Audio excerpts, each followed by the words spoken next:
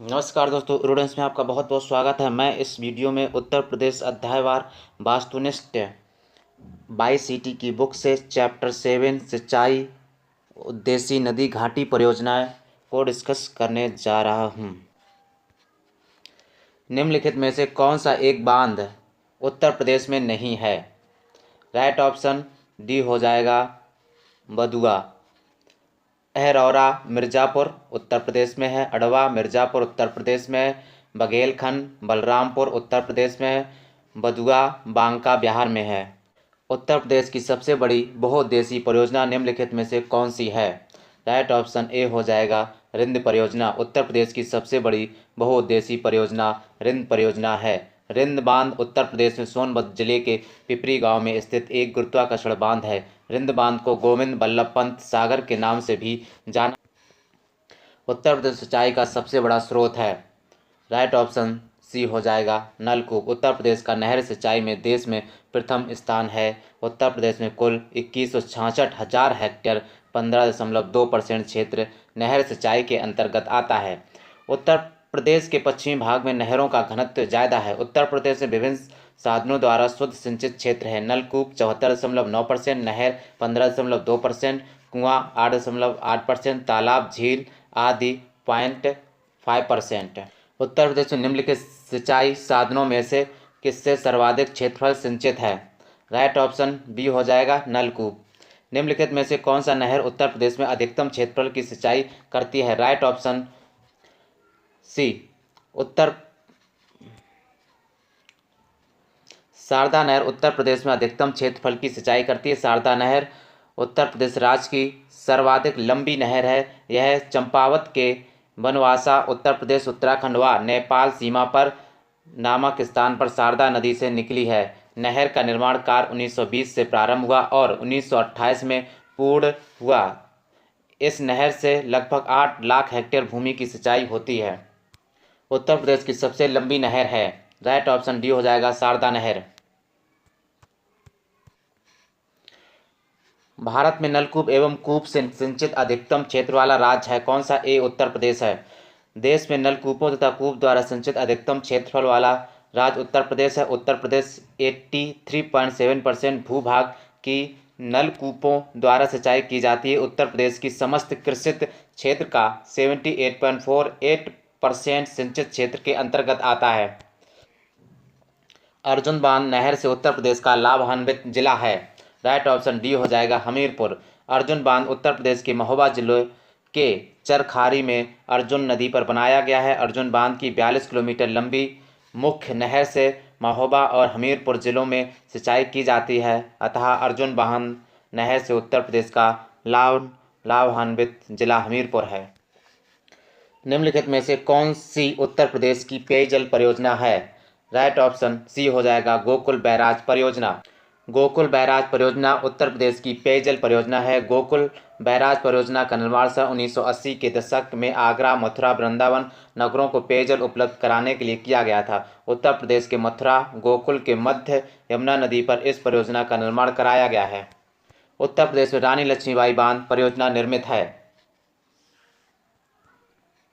रानी लक्ष्मीबाई बांध परियोजना बेतवा नदी पर स्थापित है जो मध्य प्रदेश तथा उत्तर प्रदेश सरकार की संयुक्त परियोजना है। यह ललितपुर, झांसी, हमीरपुर और जालौन जिलों की लगभग 2.64 लाख हेक्टेयर एकड़ भूमि सिंचती है। दक्षिण उत्तर प्रदेश का औरैया जिला प्रमुख रूप से का उत्पादक है। औरैया जिला बहुत कम फेमस है। राज मंडी परिषद में आ चुका है क्वेश्चन। तो राइट ऑप्शन हो जाएगा शुद्ध देसी घी। दक्षिणी उत्तर प्रदेश का औरैया जिला शुद्ध देसी घी के लिए प्रसिद्ध है। जिला कानपुर मंडल के अंतर्गत आता है। गुड़ का प्रमुख उत्पादक जिला अयोध्या, मुजफ्फरनगर तथा हींग का प्रमुख उत्पादक जिला हाथरस है। हाथरस की हींग प्राकृतिक रूप से उगने वाली बहुवर्षीय घास जिसे स्थानीय बोली में डैश के रूप में जाना जाता है, अमेठी जिले के तराई क्षेत्रों में पाई जाती है। स्थानीय लोग इस घास से कई प्रकार के सजावटी सामान और घरेलू उत्पाद बनाते हैं जिन्हें मूंज उत्पाद कहा जाता है। राइट ऑप्शन बी हो जाएगा सरपत। प्राकृतिक रूप से उगने वाली बहुवर्षीय घास जिसे स्थानीय बोली में सरपत या मूंज घास के रूप में जाना जाता है। यह मुख्यतः उत्तर प्रदेश और अमेठी जिले के तराई क्षेत्रों में पाई जाती है। स्थानीय लोग इससे कई प्रकार के सजावटी सामान और उत्पाद बनाते हैं। सरपत कुश की तरह की एक घास होती है जिसमें टहनियाँ नहीं होती हैं। निम्नलिखित में से कौन सी फसल उत्तर प्रदेश में आमतौर पर या व्यापक रूप से उगाई नहीं जाती है? Right option D. Uttar Pradesh में व्यापक रूप से उगाई जाने वाली फसलों में गेहूं, चावल, तिलहन, गन्ना, जौ है। कपास उत्तर प्रदेश में नहीं उगाया जाता। यहाँ की मिट्टी कपास की खेती के लिए उपयुक्त नहीं है। कपास का उत्पादन प्रमुख रूप से गुजरात तथा महाराष्ट्र में किया जाता है। इसके लिए काली मिट्टी सबसे उपयुक्त होती है। काली मिट्टी को उत्तर प्रदेश में करेल मिट्टी के नाम से भी जाना जाता है। उत्तर प्रदेश में नींबू प्रधानता कहाँ उगाया जाता है? राइट ऑप्शन ए हो जाएगा सहारनपुर और मेरठ। उत्तर प्रदेश के सहारनपुर और मेरठ जिलों में नींबू प्रधानता उगाया जाता है। नींबू का वैज्ञानिक नाम साइट्रस लिमो। भारत के कुल गन्ना उत्पादन का कितना प्रतिशत उत्तर प्रदेश पैदा करता है? राइट ऑप्शन डी हो जाएगा 25 से 40%। भारत के कुल उत्पादन में 25 से 40% उत्तर प्रदेश का है। गन्ना उत्पादन में प्रमुख राज्य उत्तर प्रदेश 41.28%, महाराष्ट्र 20.4%, तमिलनाडु 19.94%, कर्नाटक 10.47%, हरियाणा, पंजाब आदि। भारत में आमों का सबसे बड़ा उत्पादक राज्य कौन सा है? आमों का सबसे बड़ा उत्पादक राज्य पूछा गया। राइट ऑप्शन डी हो जाएगा। भारत में आमों का सबसे बड़ा उत्पादक राज्य उत्तर प्रदेश है। इसके बाद आंध्र प्रदेश, कर्नाटक, बिहार, गुजरात आदि राज्यों का स्थान है। इनमें से कौन सी मुख्य एजेंसियों में से एक नहीं है जो उत्तर प्रदेश में भारी मात्रा में अनाज भंडारण में शामिल है? राइट ऑप्शन बी हो जाएगा एफडीआई। किसी एक देश की कंपनी का दूसरे देश में निवेश किया जाता है तो उसे प्रत्यक्ष विदेशी निवेश एफडीआई कहा जाता है। इसका संबंध अनाज भंडारण से नहीं है, जबकि भारतीय खाद्य निगम एफसीआई, केंद्रीय भंडारण निगम सीडब्ल्यूडी तथा राज्य भंडारण निगम एसडब्ल्यूसी अनाज भंडारण के लिए उत्तरदायी हैं। उत्तर प्रदेश के बारे में कौन सा सच नहीं है? बी। उत्तर प्रदेश में 5 भारतीय कृषि अनुसंधान परिषद संस्थान हैं। आर्थिक केंद्र रिपोर्ट 2014-15 के अनुसार उत्तर प्रदेश में 28 कृषि विज्ञान केंद्र, 4 राज्य कृषि विश्वविद्यालय तथा 4 राष्ट्रीय शोध केंद्र हैं। वर्तमान समय में उत्तर प्रदेश में 89 कृषि विज्ञान केंद्र कार्यरत है। प्रथम कृषि विज्ञान केंद्र पांडिचेरी में 1974 में। कब? 1974। उत्तर प्रदेश में निम्नलिखित में से किस जिले में बाबू गेंदा सिंह गन्ना शोध संस्थान स्थित है? बाबू गेंदा सिंह गन्ना शोध संस्थान उत्तर प्रदेश के कुशीनगर में स्थित है। यह संस्थान सेवरही नामक स्थान पर है। इस शोध संस्थान की स्थापना 1976 में की गई। इस संस्थान के पहले निदेशक डॉक्टर एच चंद्र सिंह बनाए गए थे। उत्तर प्रदेश का बीज प्रमाणीकरण ब्यूरो कहाँ स्थित है?